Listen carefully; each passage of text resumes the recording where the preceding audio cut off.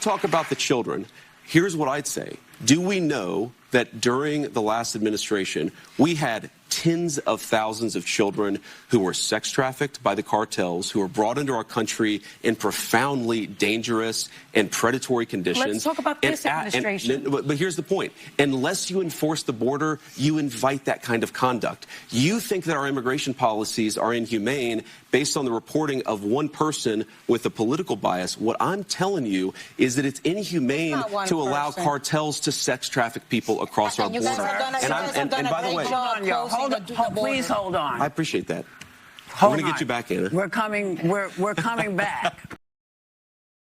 Vice President JD Vance stepping into the lion's den, making a rare appearance on The View, a show known for its outspoken liberal host and fiery political debates. From immigration and the economy to President Trump's agenda and the 2026 midterms, Vance faced pushback. Intense at times, but mostly cordial. Radio host Kevin Jackson with us today. Kevin, good to see you. Thanks for joining the show today. A lot to talk about. We're going to start with The View. We've been anticipating this appearance for quite some time. From Whoopi Goldberg to Anna Navarro, what stood out to you the most? What stood out to me is that they invited him. This is a group of people that for nearly a decade have been preaching to a shrinking congregation of wine-sipping leftists. And suddenly they invite JD Vance. And the thing it was a great interview, that piece even right there, just that particular interchange where JD Vance is explaining, hey, we got all these kids that we've saved. And whoa, hold on.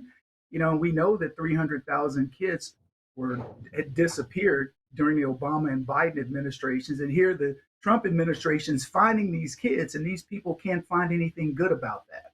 And that was just in that exchange. The other thing that got me was, why not go right to the top? Why not invite Donald Trump? You invited the VP.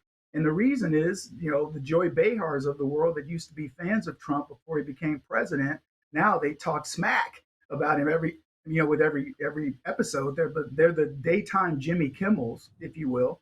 And so they invite JD Vance on because I think part of it is they're watching their ratings go down. They need to appear to be balanced. I think part of it's obviously the ownership, the change in leadership and ownership of their network, which is saying we got to be a little more fair and balanced. But you could see they still behave the same way. I'm looking at Anna Navarro's body language every time JD Vance says something sane. Like, hey, do you understand that we're protecting kids and reuniting them with their families? And they're like, yeah, but what? What can you possibly say against what this administration has done in closing the border, stopping the rape of these women, the sex trafficking of the women and the children, the drugs that are coming over, et cetera? What can you possibly say to that that's negative? But they can't find it. You're absolutely right. And I watched Anna Navarro's body language as well. Kevin, I don't know if you noticed, not only was it her back talk to him, cutting him off, she also sat right next to him. And instead of sitting inward toward him to have a conversation, she had her shoulder turned away from him. And she would look over her other shoulder to talk to him and talk back to him. So surprisingly to me, she was the worst one yesterday. Whoopi Goldberg did have a few questions for him, but for the overall tone, she was very pleasant, in my opinion, to Vice President JD Vance, Joy Behar. It wasn't as bad as I thought it would be, but surprisingly, right. Anna Navarro was the worst one of them all. I think she was very disrespectful to the Vice President. And ironically, she's the one that claims to be the Republican, one of the Republicans, she and Alyssa Farah. But Anna Navarro actually considers herself to be a converted Republican, if you will. But she's not. She's a total leftist. And look, it's not just about the ideologies here, because we don't care. And look, if it makes sense, if JD Vance were to come on any program, any one of our shows and say, listen, think of us what you want, but we've reunited 140,000 children that were lost during the Obama and Biden administrations to their families for whatever reason, I'd be cheering it. I don't care what your political stance is on that, but they can't do that. And you have a guy that goes on there, and we know JD Vance. He's a very deliberate individual, and he's not looking for gotcha. He's just going to give you the facts. And he goes on there and he gives them the facts. And to your point, for the most part, they were so very cordial. And I think they did listen. But it's a great get that you noticed Anna Navarro and the way she was sitting and the facial intonations of what she was making when he spoke. And that just, it tells you that she doesn't want to hear this message. She doesn't want to hear a clear message. She just wants to hear what she wants to hear. It was interesting to watch. I'll put it that way. It really was. I want to go back to Whoopi Goldberg. Again, I believe that she was very respectful to the vice president. She actually cut Anna Navarro off several times and actually going to commercial break once. Kevin told her, don't do that, when she kept cutting off the vice president. But Whoopi Goldberg did have a question on African Americans, the Black community in the United States. Let's take a listen to that exchange. Color in your family. Sure. So when you see, things, the Emmett Till stuff coming down, or them doing all kinds of removal of information of Black heroes, how does that sit with you? Well, what exactly are you talking about, Whoopi? Because you just, I know Emmett Till was the kid. No, I want to know what she's. You don't know what I'm talking about. Your actual point. So in a lot of the museums, there's so many. Where they're taking down the actual history that happened in this country. Slavery happened. All kinds of stuff happened, and it seems that it has been very easy for this administration to remove that, and also to denigrate Black folks who have worked their behinds off to get this American dream. How do you, you know better. So Sonny, that was actually a very helpful intervention, because I think the story you're talking about is where. So, Kevin, I have to mention something here. She couldn't give any facts. She stuttered and stumbled and couldn't really answer his question when he said, what exactly are you talking about? Because I'm confused at your question. That's number one. Number two, if I remember correctly, it wasn't the Republicans or anyone in the Trump administration who were tearing down statues of America's history during the Biden administration, correct? It was protesters and Democrats doing that all across the country. Number three, if you look at the stats during Trump's first term, Black unemployment reached a record low of 5%. That was in 2019, the lowest since records began. Black poverty fell to record lows under the Trump administration. Median Black household incomes reached record highs. That means Black Americans were making more money to bring home to their families than they ever had. Record highs. So what is Whoopi talking about here? Well, the first thing that came to mind as she started to speak was, hey, Whoopi, have you really been paying attention to the SPLC? Are you serious? You still want to bring up racism at a time when you've just put a Nazi in office in Maine, or as your candidate in Maine, and the SPLC, by the way, new story today that one of the persons not only funneled $1.2 million to a white nationalist, but turns out it was her boyfriend. And this is a woman that's over the SPLC. Answering your question directly about what were they doing, you should notice when he wanted clarification about Emmett Till, the audience is like, boo, like he doesn't even know what they're talking about. And he was like, no, I just want clarity. And even when she gives it, to your point, she doesn't know what she's saying. She wants to make people believe that the Trump administration is so racist. This is the administration that started the First Step, Second Chance Act, and freed many Black people from prison that were in there for nonviolent drug-related crimes, and appointed the lady Alice, forget her last name, but Johnson, Alice Johnson, as the person who's heading up an entire part of the Trump administration to do more of that on behalf of Black people. Donald Trump got rid of all the DEI stuff. And what she's talking about is they're erasing history. That is absolute abject nonsense that Donald Trump is erasing Black history. He honors Black history. He's done more for the HBCUs, that's the historically Black colleges and universities, they have funding now that they used to have to beg for every administration. Now it's automatic. Now, I'm not a fan of HBCUs because I think black kids should be able to go to I would almost said prison, but to colleges and universities anywhere they want.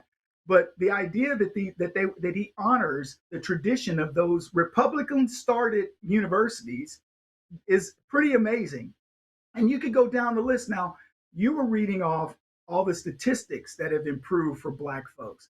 But to live in the world of Whoopi Goldberg, you would have to believe that black people, there are no Oprah Winfreys, there are no Denzel Washingtons, there are no LeBron Jameses, there are no Tiger Woods, and there are no doctors and lawyers and engineers and whatever who are black people in this country. How have we possibly survived in this country where we've been thriving for decades? And that's just the go back, that is the fallback hammock of the left. And the view is to say, black people have no chance in America, as you sit there with two black women who are multimillionaires on a show. Think about this. 40% of the view is two black women, is black women who complain incessantly about the condition of blacks. I agree. And it just boggles my mind because, again, I go back to her not being able to give him examples, stuttering and stumbling. At least provide some facts. But isn't that the typical Democrat? They spew all this hate, they spew all this nonsense. But when you ask them, like JD Vance did, Whoopi, what exactly are you talking about? She still couldn't really give an answer there. So then fast forward to later in the day, he was on a media tour yesterday, the vice president. He then went on Fox's The Five, and that's always fun. One of my favorite shows to watch. Love Greg Gutfeld. Jessica Tarlov, I tolerate her. I've grown to like her in a sense because I like to hear other sides and points of view as well, not just the Republican side. I like to hear from Democrats as well. However, she did have this exchange with the vice president over the Iran war. Let's watch that. Axios report last night was meaningful, where they said that CIA Director Ratcliffe, Rubio, and Hegseth, based on American intelligence, were doubting the kind of results they thought we could get out of this deal. So Jessica, let me address a couple of things, because I think you're making the same mistake, unfortunately, that a lot of the Iranian propagandists make when they talk about this, like which the is Wall Street Journal? They talk about the benefits to the Iranians without any of the things the Iranians would have to give up and have to change in order to get those benefits. So you mentioned a $300 billion fund. I got to be very clear about this. Not a single cent of American money under any circumstance, no matter what the Iranians do, goes to Iran. Not a single cent of American money. Other money. Here's what this says. This says, for example, let's say that the United Arab Emirates, who have been a great ally, let's say they want to invest in a power plant in Iran. What this deal provides is that if the Iranians have done everything we require them to do, then we will allow the United Arab Emirates to do that, because they can't do that right now without American approval. So we're fundamentally saying if the Iranians transform how they interact with the world, we will transform how the world economy interacts with Iran. But if they don't do any of that stuff, they don't get any of these benefits. So I think all the Democrats who are saying, well, the Iranians get all these things, they don't get anything unless there's been a complete transformation of how Iran interacts with the world. That would be a huge win for America. And to Jesse's point, if they don't do any of these things, we don't give them anything, they don't receive anything, their nuclear program is still destroyed, their military is still destroyed, their missile program and industrial base is still destroyed. We fundamentally have transformed the Middle East. Whether they comply or not, this is just icing on the cake, assuming they do all the right things. Can I just take a look? And then Please. Obviously it goes to Greg. So I guess two things. One, there's already been reporting that the Qataris have been paying off the Iranians Not to true. get them to. I've seen the report, by the way, and we have a great relationship with the Qataris. It's just no money has exchanged hands. Iran has not gotten a single dollar from any Gulf partners. Okay, and again, lots of criticism from the Republican side of this as well. It is a bipartisan concern. Well, I think, look, some of the criticism comes from the fact that if Donald Trump were elected the supreme leader of Iran, the Democrats would still say that the United States had lost this.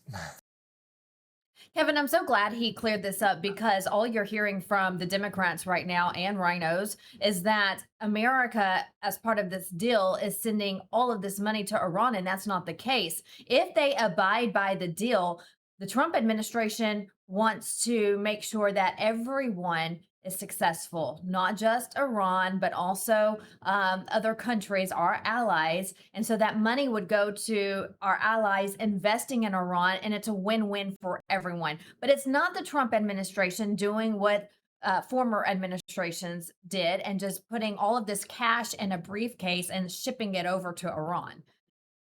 You got to love this exchange and this whole thing. First of all, we've got the United States and Israel who went in and bombed Iran and did what they needed to do, that everybody in the world needed to happen. And you have Democrat naysayers saying it shouldn't have happened.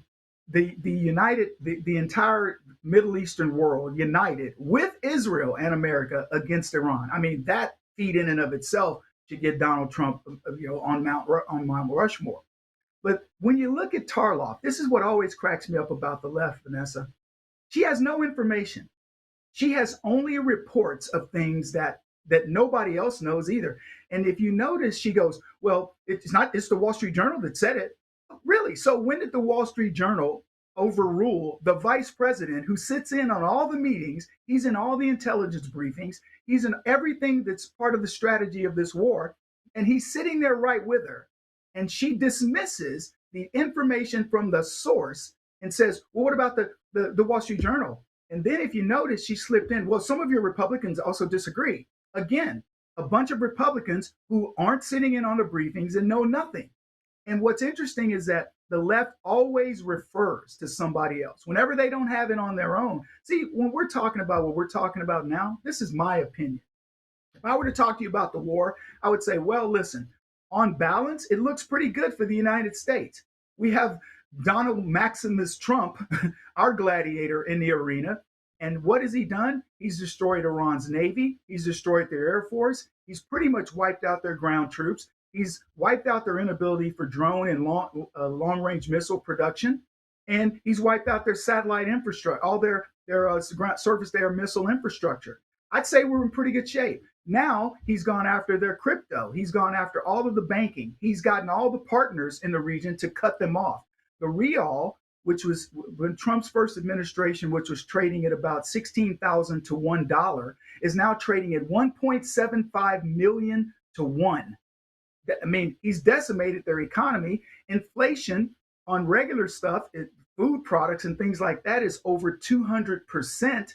So the entirety of the region is pretty much up in arms about what they're paying for food and other products. The sanctions are still in place. I mean, it's like a boxer, the champion, who keeps knocking the guy to the mat, and the people, the left, is saying, you know what, the champion may very well get tired of knocking this guy down and he may fade. It is the most unbelievable when you watch these people defend Iran because they so are invested in Donald Trump losing. And let's not forget, everything that people were concerned about was, oh, we're going to get into this long, protracted war. And here we've done everything that I just described in a matter of months, including ceasefires. And Iran is practically begging. And I didn't mention we took out 3 layers of quote leadership. And Iran is practically begging for a deal. And the Democrats are still going, Trump's losing. And it's funny, JD Vance at the very end says, Donald Trump could be appointed supreme leader of Iran, and the left would still say we're losing. What a great comment. Absolutely. That's one for the books. It is. And when you're looking at a regime and a communist country to this magnitude who has been, terroristic to their own citizens for decades, Yes. not only to the world, but to their own citizens, this is not an overnight deal. And I think the Democrats wanted the American people, and the rhinos wanted the American people to believe Trump's losing. This didn't happen overnight. Well, this isn't a 30-minute episode of your favorite sitcom on evening television. This is a real-world problem that President Trump and his administration is trying to solve, and it takes time. And so they kept huffing and puffing, and gas prices are going up. Look, I didn't like going to the gas pump either because the prices were higher than I would have liked. However, you know what, Kevin? Every time I pumped gas and I looked at the price, you know what I thought about? And this is a true story. The people of Iran. I can do this for a little while for the people of Iran. They're murdering their own citizens. They are terrifying the women there. They're murdering the women there. This is for them. And so it took a little time. But it happened. A peace deal is in place, and they're going to make sure that it's lasting and that Iran does not have a nuclear weapon, and the entire Where are we world though? is Where are now we with safer. gas? Where are we though? It's going back What's down. the end of? First of all, the timing of this, we're talking 3 months from when this started back in April. So from a time frame perspective, we're not in a protracted war. And in fact, it was over within weeks. It's just the Iranians didn't want to play Tommy Tough Butt. So go ahead and play that. But at the end of the day, Donald Trump said exactly what he was going to do. He says, I won't go to war unless I have an absolute idea of what that winning is going to look like. And nobody in the world, including the EU, would disagree that we needed to do something with Iran.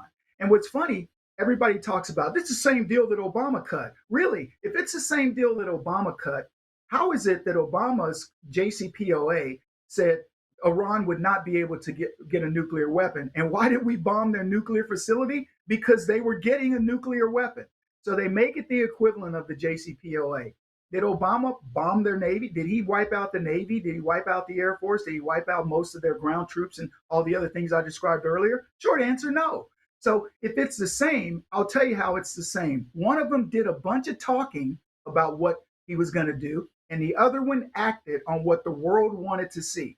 And what the dirty little elephant in the room here is every Democrat, every nation in this on the planet knew what Iran was doing. None of them wants Iran to have a nuclear weapon because they know what they would do with it. They claim they didn't have long range missile systems, and they did because they were bombing, in the areas where they supposedly their missiles couldn't reach. So Donald Trump did the world a favor. I don't want nuclear weapons from Iran in the future of my kids and grandkids, and I don't think many other people in the world do either.